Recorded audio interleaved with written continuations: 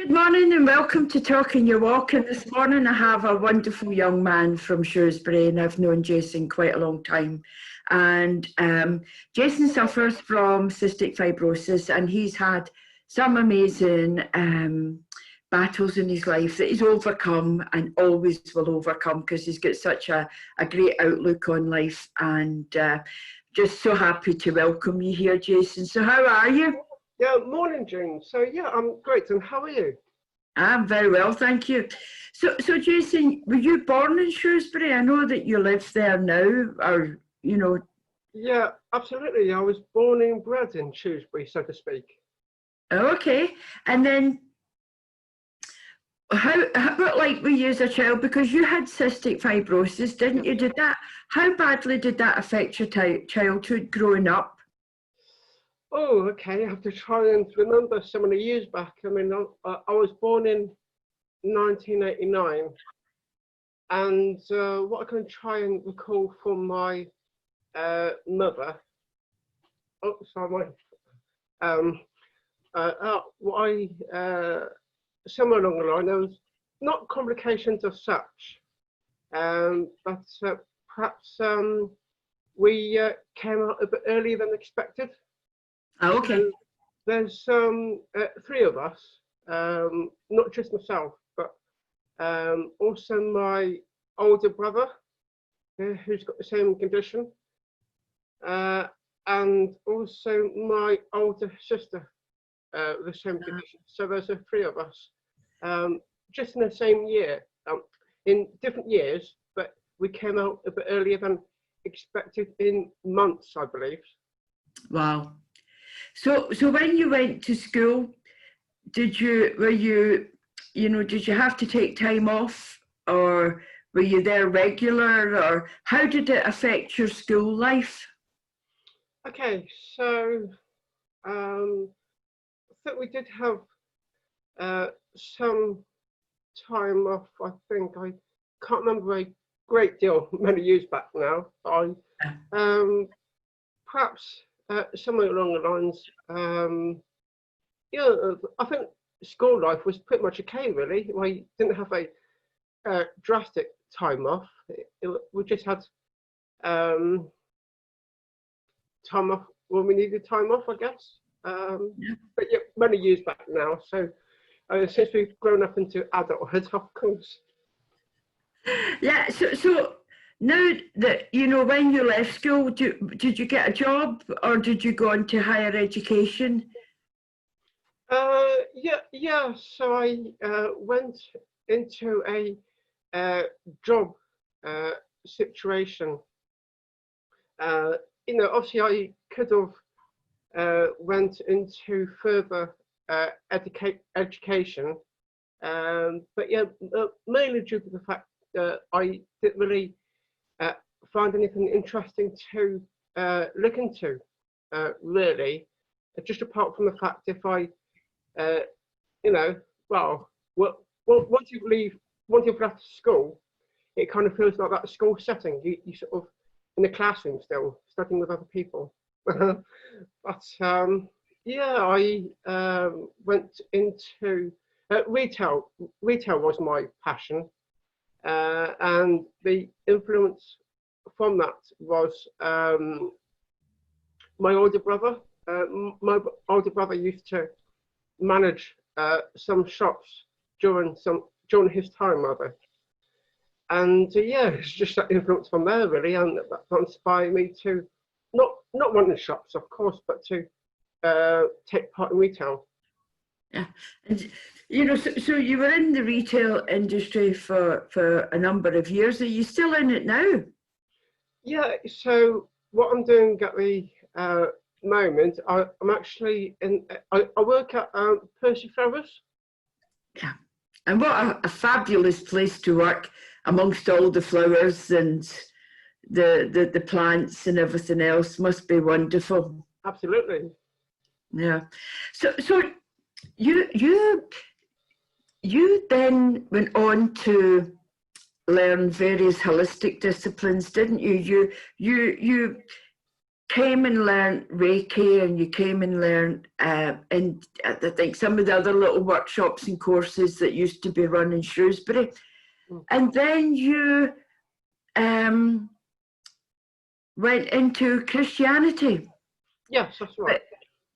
Were you always a Christian and then turned to it more in later years, or was this something completely new for you? Yes, so obviously, like you said to begin with, my main interest was spirituality. Should I say, get my words right? Yeah. And yeah, I know it's what got me interested in spirituality was when I was living with my parents some time back, and my sister, should I say, she goes from one thing to another, and we in fact we was watching Most Haunted at the time, and yeah, and obviously the late great Derek Okora was in it at the time, bless him. And I thought, oh, okay, that sounds looks interesting. You know, I wonder if I can perhaps develop some of what he does. I mean, I actually got interested in when he started channeling spirits. I thought, oh, I wonder if I can channel spirits, you know, and great respect, of course. Yeah, so I obviously decided to look into it. Started going into a little bit of a development circle in town at the Darwin Community Centre, run by a medium. She was doing it at the time, and my obviously interest grew into other things later in life. Other things came to me, obviously, like I said, Reiki and other forms of healing. And then just over time, probably, yeah, it was mainly down to my, the way I was dealing with situations. I wasn't dealing with it in a more spiritual way. So, yeah, it's just at the end of the day, spirituality is for some people and it isn't for some. Yeah. Yeah. And, you know, as you say, you know, you experiment, isn't it? And at least your mind was open to that. Yes. And so then you got into Christianity. What took you down that path? Okay. So obviously I made some great friends. I actually played darts, you see, and I joined a local darts team. And yeah, I obviously met some better mates, should I say. And obviously, you know, you kind of trying to find a word here. It's early in the morning, so you have to bear with me.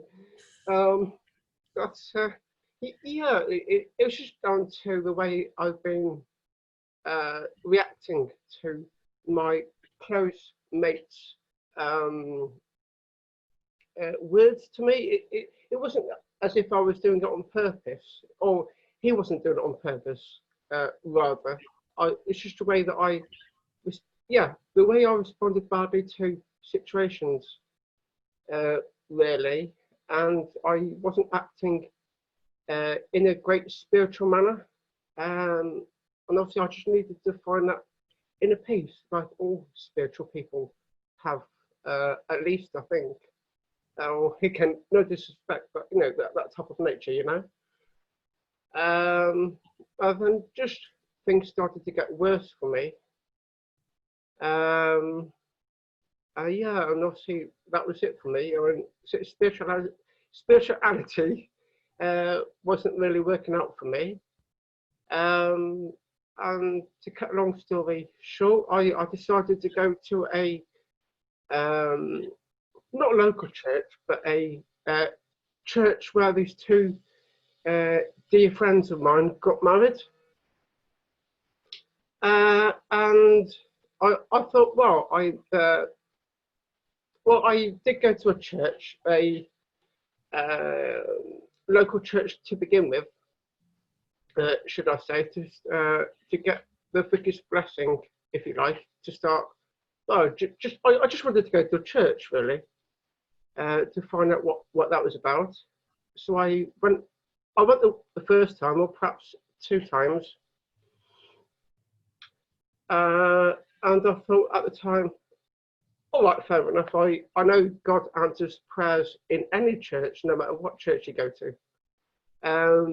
But I thought at the time, well, since these 2 close friends of mine got married at a church just a bit further on down the road,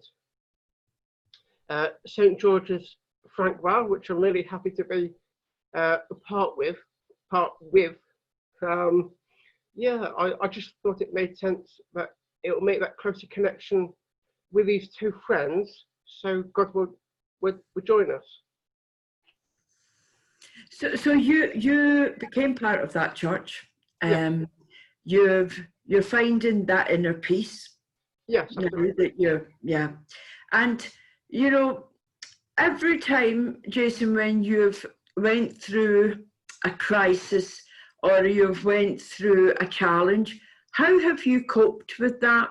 What sort of coping mechanisms have you got now, or did have then, that helped you cope with crises when they arose? Okay, so I would say that obviously, even in Christianity, issues still arise for obviously not just myself, but for other Christians, and obviously talking to the vicar of the church helps a great deal, and yeah, we talk about certain situations. He obviously gives his gut feeling about situations and how to best to go around it. And yeah, just finding Christian meditations to listen to as well. So just little things like that to help me in process. Okay, so the Christian meditations, what are they like? Yeah, they're great. I mean, it was on just last week, or on the I actually had a Zoom meeting with the actual meditation lady, because obviously I've been given a great feedback, and it's to do with trust in God, and yeah, just finding that inner peace. And okay, no disrespect to meditation, that you kind of, you don't expect to listen to a meditation and you become it the next day, so to speak. Things take time, and yeah, just I suppose within a matter of days, I felt that immediate calmness about me, and yeah, just things started to get better and not let things bother me so much really now. And that's important, isn't it? So how have you coped through the COVID lockdown? Obviously not overly great. I mean, it kind of feels like not that I've ever been in jail, so to speak, but it feels like being in a jail, being locked in 24/7. Oh, bless you. At least you've got your angels behind you. I'm looking at these angels. They're fabulous. Yes. Yeah. Yeah. I actually got that as a gift. Oh, hang on, perhaps I'm looking at the wrong one. Which one are you looking at? Sorry. I'm looking at the 2 angels right behind you above the book. Oh, right, yes. Okay, my bad. Okay, yeah, so... the 2 doves. Oh, okay, yeah, so if I just raise it up a bit. There you go.